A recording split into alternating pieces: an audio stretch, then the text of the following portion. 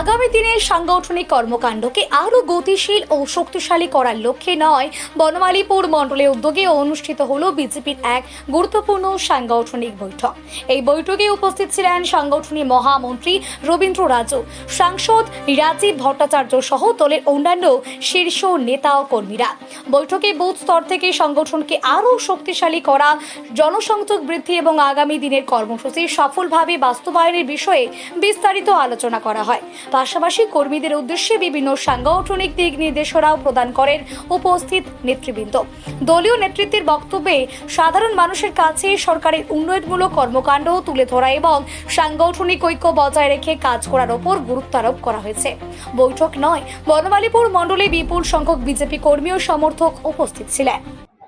আজকে নয় বনমালীপুর মণ্ডলের উদ্যোগে একটা সাংগঠনিক বৈঠক, যেখানে আমাদের বুথ কমিটি, শক্তি কেন্দ্র ইনচার্জ, মন্ডল কমিটি, মোর্চা কমিটি, যারা যারা রয়েছেন কার্যকর্তাদের নিয়ে একটা সাংগঠনিক বৈঠকের আয়োজন করা হয়েছে।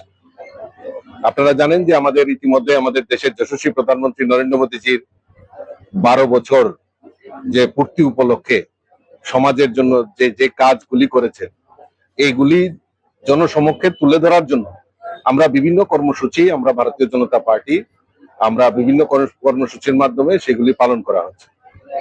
এবং তার পাশাপাশি সংগঠনকে আরো মজবুত করার লক্ষ্যে, সংগঠনকে শক্তিশালী করার লক্ষ্যে আমাদের বিভিন্ন সময়ে সাংগঠনিক বৈঠক এবং সংগঠন এবং বুথ স্তরে আমাদের কি কাজ চলছে, বুথের কর্মীরা, বুথের কার্যকর্তারা, শক্তি কেন্দ্রের কার্যকর্তারা কি কাজ করছে, সেগুলি সময়ে সময়ে কার্যকর্তাদের মধ্যে আমরা রিভিউ মিটিং আমরা করে থাকি।